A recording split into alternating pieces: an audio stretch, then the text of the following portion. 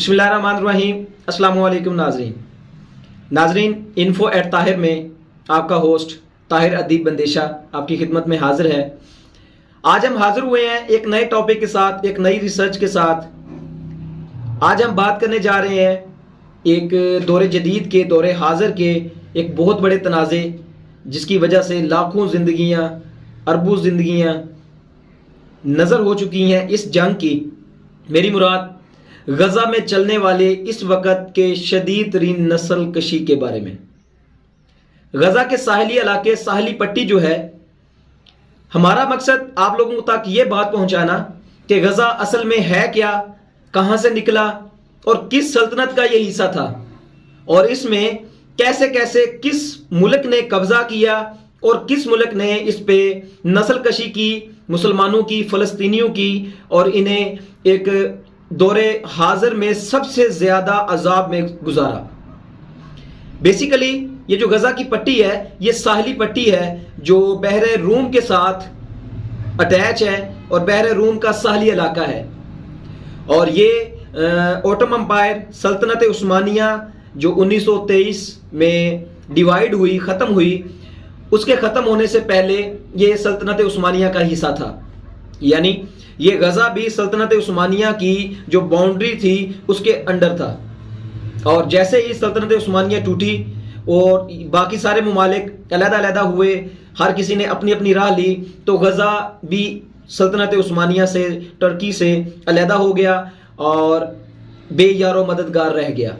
और ये इस पे जो ज़ेर कब्ज़ा है इस वक्त फ़लस्तीन में, जो इसराइल ने अपना ज़ेर कब्ज़ा जमाया हुआ है, और इसमें आलमोस्ट कोई 20 लाख के करीब जो फ़लस्तीनी हैं वो रिहाइश पजीर हैं, जो इस अजियत, इस अजाब से गुजर रहे हैं।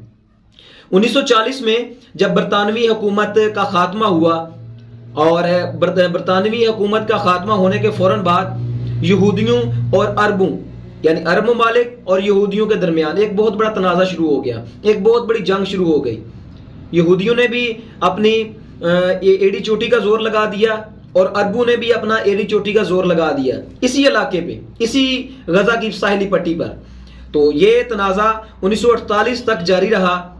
और 1948 में जब इसराइल का वजूद आया, इसराइल ने अपनी रियासत का ऐलान किया, तो उस वक़्त जाके ये जो वाक़या था, ये जो जंग थी, ये जो तनाज़ा था, ये 1948 यानी 1948 पे जाके ये इख्तिताम पजीर हुआ। और उस वक़्त भी हज़ारों फ़लस्तीनी जो बेघर हुए, और वो साहिल के किनारे, जो बहरे रूम के किनारे था, गज़ा था, वहाँ पे जाके उन्होंने रिहाइश अख्तियार की, अपने आबादी वहाँ पे बनाई। और उस वक़्त भी जो उनकी आबादी थी वो 3 गुना 3% उसमें इंक्रीमेंट हुआ, उसमें इंक्रीज हुए, और वो आलमोस्ट 2 लाख के करीब आबादी उनकी बन गई उस वक़्त।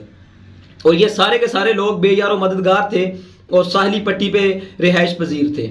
और 1948 में इसराइल ने अपनी रियासत का ऐलान कर दिया, तो उन्होंने इस पर भी कब्जा करना था। तो सबसे बड़ी इनके लिए जो अलर्ट था वो यही था कि इसराइल किसी भी वक्त इन पे हमला कर सकता था, क्योंकि पहले तो मिस्र ने इनका साथ दिया, सारा सिस्टम उन्होंने किया।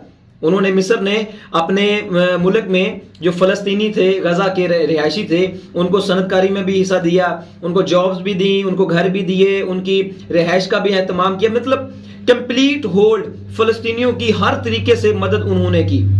और मिस्र ने 2 दहाइयों तक गज़ा की पट्टी को अपने फौजी गवर्नर के मातहत रखा। और 2 दहाइयों में जो फौजी गवर्नर था मिस्र की तरफ से, उसने इस पर अपना कब्जा रखा और इस पे हर तरीके की उन्होंने अपनी हेल्प, हर तरीके की उन्होंने यहाँ पे अपनी मदद जारी रखी।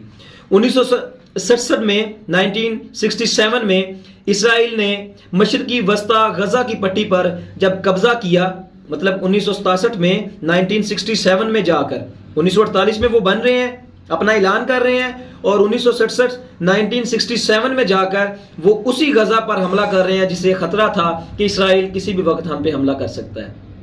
तो ये कुछ सालों में उन्होंने इस तरीके से अपने आप को गेन किया, अपनी एनर्जी गेन की कि हमने किसी भी तरीके से इनसे बचना है। तो इसराइल ने जब फ़लस्तीनियों पर, गज़ा की पट्टी पर, साहली इलाके पर अपना हमला किया, तो बहुत सारे फ़लस्तीनी शहीद हुए بہت سارے بے گھر ہوئے، بے یار و مددگار ہوئے۔ اسرائیل نے اپنی بھرپور طریقے سے اس پہ لوٹ مار کی، لوگوں کو یرغمال بنایا، لوگوں کو قتل کیا اور تباہ و بربادی پھیلا دی۔ اور 1987 میں 1987 میں جا کر پھر حماس کی تشکیل ہوتی ہے۔ اس وقت جو تنظیم ہے فلسطینی لوگوں کی جو امید ہے، جو حماس کی تنظیم ہے، وہ 1987 میں جا کر وہ تشکیل اس کی دی جاتی ہے، اور اسی وقت اسرائیلی قوم کے خلاف فلسطینی قوم بغاوت کا اعلان کر دیتے ہیں۔ اور یہ بغاوت ایک چھوٹے سے حادثے کے بعد ہوتی ہے، جب اسرائیل کی جو فوجی ٹرک تھے وہ گزر رہے تھے فلسطین کی آبادی سے، تو فلسطین کی آبادی سے ایک خیمے کے ساتھ ٹکرائے، اور ٹکرانے کے بعد 4 فلسطینی عام لوگ شہید ہو گئے۔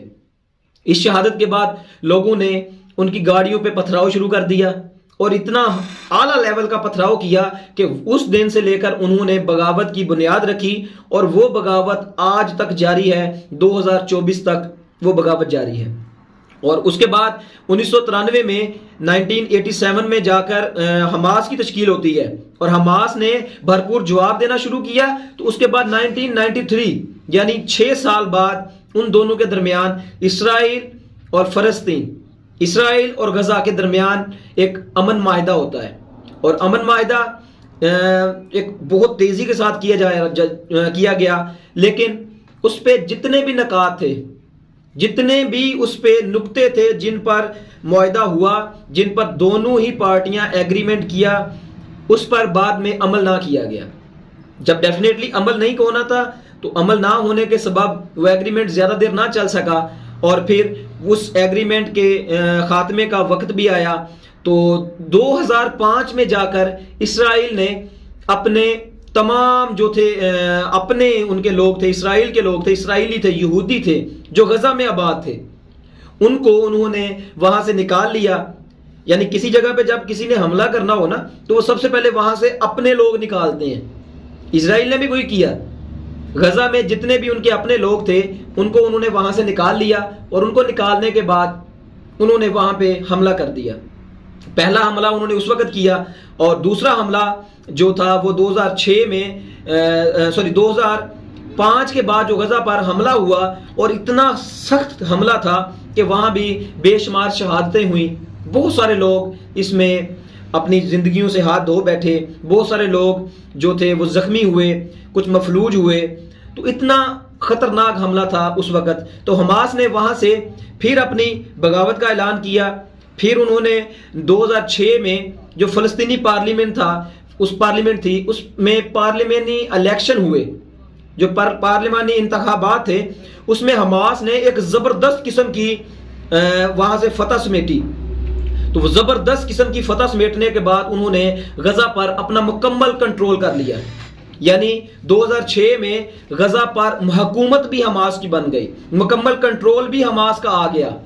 تو یہاں سے لے کر پھر حماس مکمل با اختیار طریقے سے لوگوں کو مدد فراہم کرتا رہا، اور انہیں بالکل بھرپور طریقے سے ان کی مدد کرتا رہا۔ اس کے بعد 2014 میں چلے جائیں تو 2014 میں ایک خطرناک حملہ جو اس وقت کیا گیا اسرائیل کی طرف سے، اس میں بھی بے شمار لوگ شہید ہوئے، تقریباً 2100 کے قریب جو فلسطینی تھے وہ شہید ہوئے، 2100 مسلمان فلسطینی شہید ہوئے، اور اسرائیل کے مطابق ان کے صرف 65 کے قریب فوجی مارے گئے، اور 4 جو تھے وہ عام لوگ مارے گئے، اور مسلمانوں کی طرف بے شمار 2100 کے قریب لوگوں کی زندگیاں انہوں نے ختم کر دی۔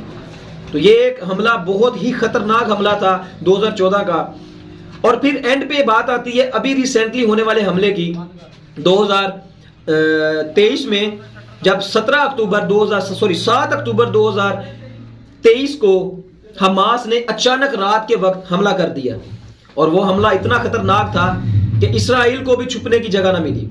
اسرائیل نے بھی اپنے آپ کو وہاں ڈیفینڈ کرنا بہت مشکل جانا، اور پھر وقت یہاں تک پہنچا کہ حماس کے حملے کا جواب دینے کے لیے اسرائیل نے اسی حملے کو بنیاد بناتے ہوئے، اسی حملے کو اس کی وجہ بناتے ہوئے انہوں نے عام شہریوں پر حملے کرنے شروع کر دیے۔ بجائے اس کے کہ وہ حماس کو جواب دیتے، حماس کی فوج کو جواب دیتے، اس کی فوج کے ساتھ جنگ کرتے، انہوں نے غزہ میں عام شہریوں پر بمباری شروع کر دی۔ اور آپ لوگ دیکھ رہے ہیں آج کل ٹی وی پہ، سوشل میڈیا پہ، پرنٹ میڈیا پہ، الیکٹرونک میڈیا پہ آپ لوگوں نے دیکھا ہوگا کہ غزہ میں کس طریقے سے بمباری کی جا رہی ہے اور کس طریقے سے وہاں پہ مسلمانوں کی، فلسطینیوں کی نسل کشی کی جا رہی ہے۔ جو بات ہے اصل غزہ پہ، جو اصل ان کا بیسک مقصد ہے وہ کچھ اور ہے۔ اس ساری سٹوری کے پیچھے جو مین مدعا ہے وہ یہ ہے کہ بیت المقدس اس وقت فلسطینی ایریے میں ہے، وہ کشیدگی کے ایریے میں ہے، اور اسرائیل یہودی وہ چاہتے ہیں کہ وہ بیت المقدس ہمارے قبضے میں آ جائے، اور ان کے نیچے اس کو وہ شہید کر کے اس کے نیچے جو صندوق، وہ ایک دفن ہے باقول اسرائیل کے یہودیوں کے، وہ اسے نکالنا چاہتے ہیں۔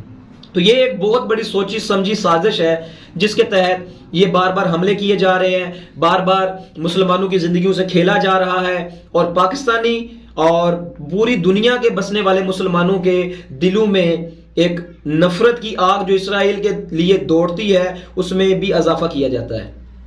اب ہمارا جو اس دنیا میں رہتے ہوئے as a Muslim, as a Pakistani کہیں یا ایز اے مسلم کہیں، ہمارا یہ فرض ہے کہ کم از کم غزہ کے لیے اگر ہم کچھ بھی نہیں کر سکتے تو غزہ کے لوگوں کے لیے آواز ضرور اٹھائیں۔ میں امید کرتا ہوں کہ آپ کو آج کی ہماری یہ انفارمیٹیو ویڈیو پسند آئی ہوگی۔ ہم نے اپنے کم علمی کی وجہ سے، کم نالج کی وجہ سے جتنا ہو سکا آپ لوگوں کے ساتھ نالج شیئر کیا۔ اگر آپ سمجھتے ہیں کہ اس میں مزید کچھ چیزیں ایڈ ہو سکتی ہیں جو لوگوں کی رہنمائی کریں، آپ کمنٹس میں بتا سکتے ہیں۔ مجھے اجازت دیجیے، انشاءاللہ حاضر ہوں گا ایک نئی ویڈیو کے ساتھ، ایک نئی ریسرچ کے ساتھ۔ اللہ حافظ۔